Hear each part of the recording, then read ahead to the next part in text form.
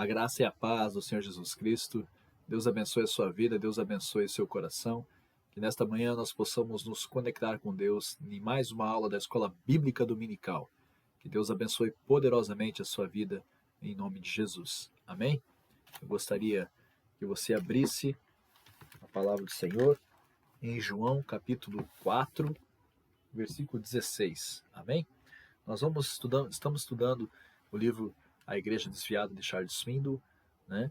É um estudo para uma nova reforma, uma urgente reforma na igreja evangélica hoje, né? Frente a tudo isso que estamos vivendo, frente à Covid, frente à pandemia, frente a esse vírus chinês, né? Que Deus abençoe as nossas nações, nos livre dessa maldita doença, em nome de Jesus. Que Deus abençoe poderosamente aqueles que estão procurando uma cura, procurando uma vacina, em nome de Jesus, amém? Que haja logo uma solução para este problema terrível criado pelo homem, né? Sempre mal prevalecendo no coração do homem, mas nós confiamos em Deus e cremos que Deus está conosco. Eu gostaria de lembrá-los da última lição, né, em que nós estudamos no livro do Charles Swindoll, nós estudamos o culto como compromisso e não como guerra, né? Nós estamos estudando aqui a forma de ser igreja, a forma como Deus quer que sejamos igrejas. E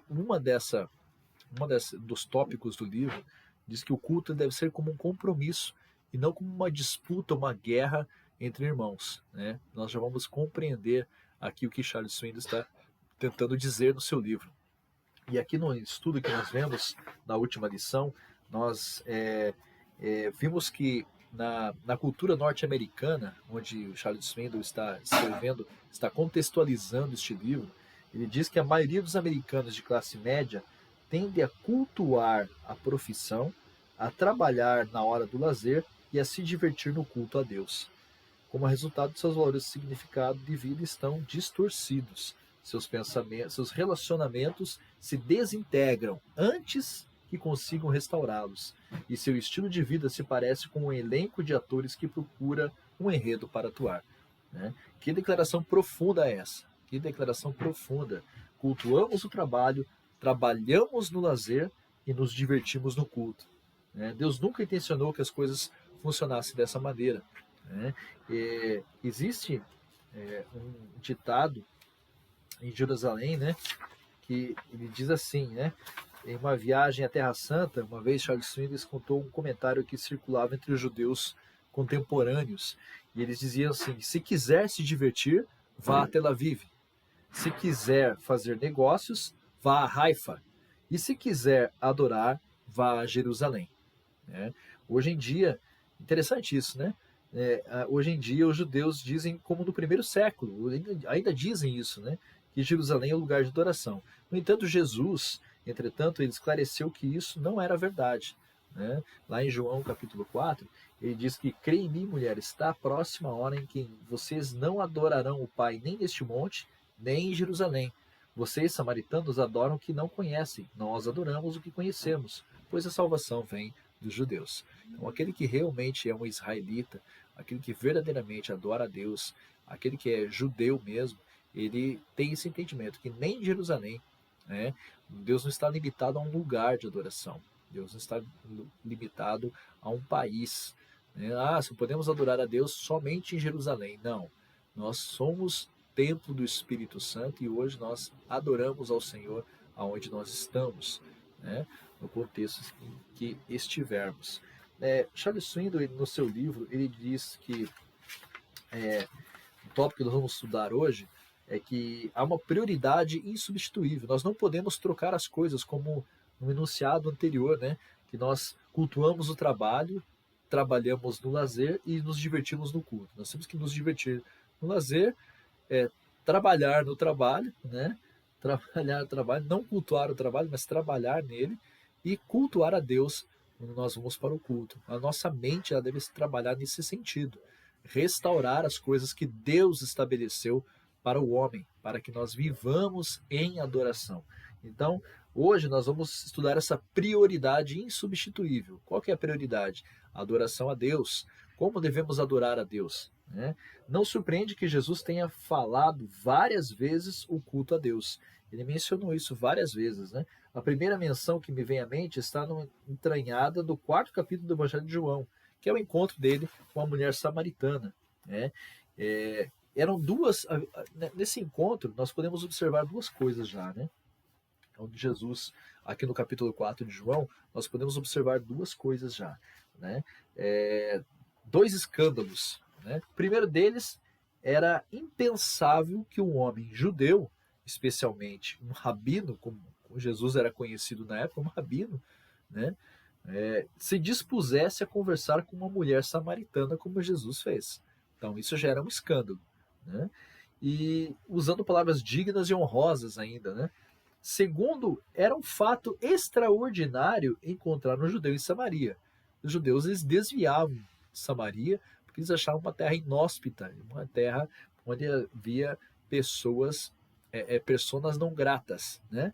Então, a tensão racial entre judeus e samaritanos, ela perdurava havia já 2 séculos, quando Jesus estava ali. E não existia outro território mais evitado pelos judeus que a Samaria. Então Jesus ignorou esses escrúpulos e falou com a mulher samaritana no momento em que ela experimentava a sua maior necessidade.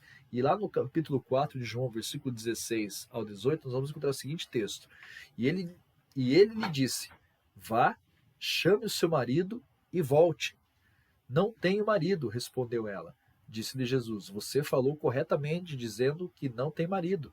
O fato é que você já teve 5. O homem com quem agora vive não é seu marido. O que você acabou de dizer é verdade. Então, a samaritana, inesperadamente, ao ouvir de um desconhecido os seus segredos mais profundos da sua vida, ela fica envergonhada, seu coração dispara e, sentindo o peso da culpa, essa mulher ela muda rapidamente o foco para Jesus. Ela tenta mudar o foco da conversa e para o assunto da adoração. Ela fala assim: olha, Senhor, diz o texto ali, disse a mulher: Senhor, veja que é profeta. Nossos antepassados adoravam neste monte, mas vocês, judeus, dizem que Jerusalém é o lugar onde se deve adorar. O ser humano ele faz coisas estranhas quando ele se sente exposto. Ele usa de outros artifícios e tenta desviar o foco da conversa, como essa mulher estava tentando fazer aqui com Jesus.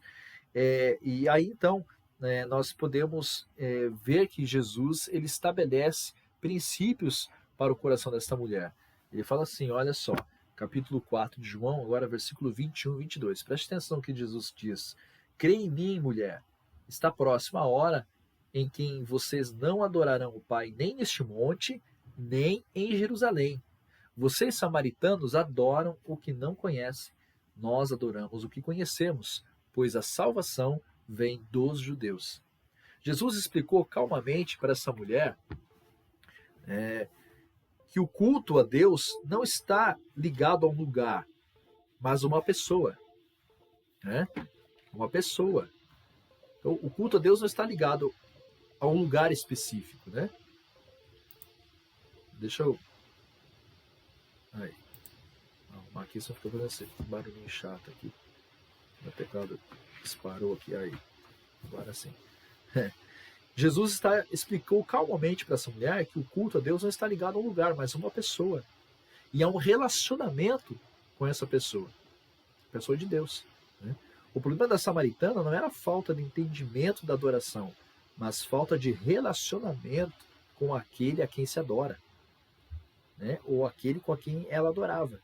Jesus declarou que adorar a Deus não é um envolvimento místico, obscuro ou com uma divindade incompreensível. A adoração começa com um relacionamento claro, definido e consciencioso com o Deus vivo. Jesus teve a audácia de afirmar que a samaritana não tinha esse relacionamento. Quando Jesus falava isso, ele não fazia isso para humilhar as pessoas, mas ele fazia isso para, expondo os pecados, tratar esses pecados, tratar a situação. Jesus jamais abandonou o ser humano com os seus pecados. Ele sempre deu a oportunidade da confissão, do arrependimento, sempre levando a pessoa a pensar, a raciocinar com a fé, com o coração e dando a oportunidade dessa pessoa se arrepender, crer e viver, ser salva, né? E é justamente isso que Jesus começa a falar na sequência, né? A salvação, e aí ele diz ali, olha, a salvação vem dos judeus. Ele enfatizou, vem dos judeus. Observe que Jesus não disse para os judeus. Ele disse, vem dos judeus. A salvação não é exclusiva dos judeus, mas a origem da salvação é exclusiva. A origem da salvação, ela vem dos judeus mediante Jesus Cristo. Para adorar a Deus, o Pai, o indivíduo precisa se aproximar por intermédio de Jesus. Isso se aplica tanto a judeus quanto a gentios. Isso é tanto para nós como para os gentios. Estrito demais? Sim, mas não tenha medo da exclusividade. Vivemos em uma época pós-moderna e pluralista em que as pessoas não se importam qual Deus você adora, contanto que o faça com sinceridade. Esse é o meio que nós vivemos hoje. Há uma palavra hebraica muito interessante para essa maneira de pensar, que se chama hogwash. Hogwash. É muito importante considerar em quem acredita. Hogwash. Sejamos claros quanto a isso. Você veio a conhecer o Deus vivo por Jesus. Jesus é a razão da paz que tem no coração. Jesus é o motivo da sua disposição para viver e, se necessário, morrer. Jesus é quem lhe dá condições de adorar o Deus vivo. Embora politicamente incorreto, é biblicamente exato dizer que o Senhor Jesus Cristo é o único mediador entre Deus e a humanidade. Conforme 1 Timóteo 2,5. Não se engane, o modo de salvação é estrito. Jesus afirmou, é estreita a porta e apertado o caminho que leva à vida. Mateus 7,14. Claramente, Jesus é esse caminho, e a maravilhosa graça divina é a única razão de existir um caminho até o próprio Deus. O que Charles Swindoll está explicando aqui é que a salvação é exclusiva no nome de Jesus Cristo. Você só vai encontrar a salvação para a sua alma. Todo ser humano só vai encontrar a sua salvação para a sua alma através de Jesus Cristo. Pastor, quer dizer que todas as outras religiões estão erradas? Sim! Porque todas as outras religiões, se não as cristãs, que ensinam que Jesus é o caminho, a verdade e a vida, que ensinam que Jesus Cristo morreu pelos nossos pecados, pagou a nossa dívida e nos resgatou pelo seu sacrifício vivo, santo e agradável a Deus, todo mundo que não crê nisso está condenado para sempre.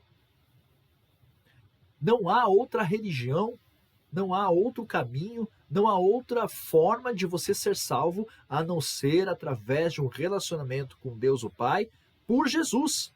Jesus é o único mediador entre Deus e os homens.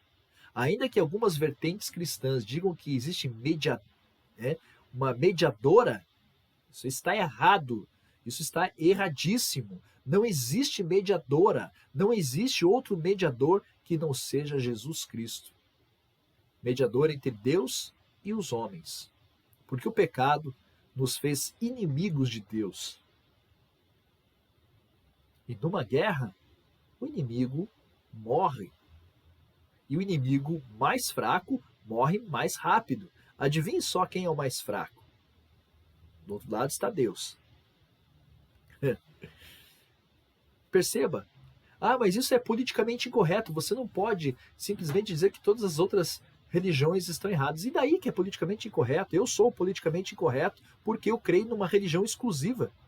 Nós somos exclusivistas. Nós dizemos e afirmamos que a Bíblia é a verdade, e nós, por cremos que a Bíblia é a verdade, por sermos cristãos, nós estamos afirmando que Jesus Cristo é o único caminho. Pronto, isso põe um caminho exclusivo para Deus. Ou você crê nisso, ou você não crê. A escolha é da pessoa.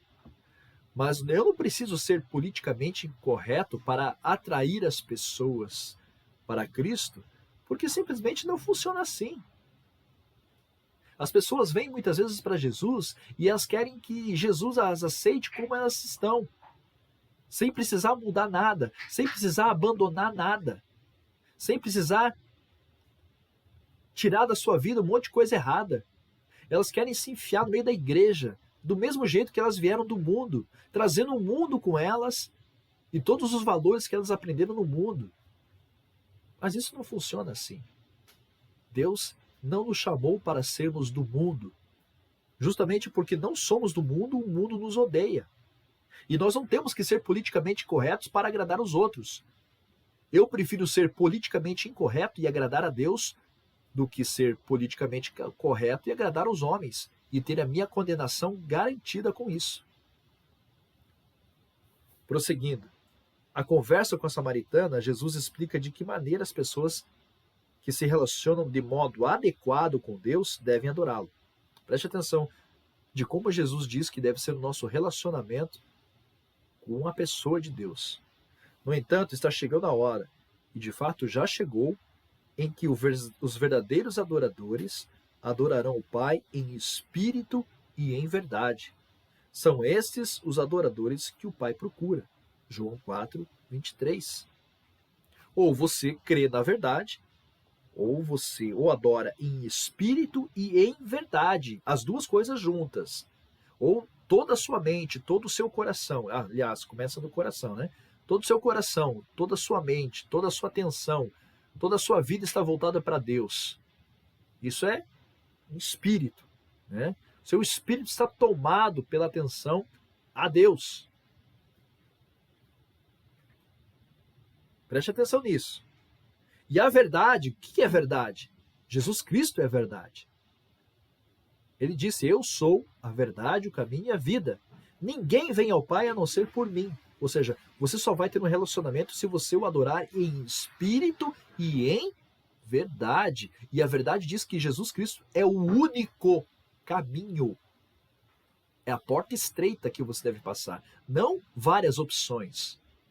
Mas eu prefiro ter uma religião, pastor, que me dê várias opções. Então, tenha a sua religião com várias opções. Todas elas vão levar você para o quinto dos infernos. Todas as opções que você tiver que não sejam Jesus Cristo. Tá? E ele não pode ser uma das opções. Ele deve ser a sua única opção. Jesus é assim. Ou você crê ou não crê. Ou você é salvo ou você está perdido e condenado para sempre. Sem relacionamento com Deus, não há adoração. E não há adoração se não for em espírito e em verdade. Assim, nós devemos conduzir a nossa vida em adoração a Deus. Não somente no culto, mas em tudo o quanto nós fizermos. Ou você crê, ou, meu amigo, não o verei na eternidade. Que Deus abençoe a sua vida poderosamente. E até a nossa próxima aula, se assim Deus o permitir. Deus abençoe, em nome de Jesus.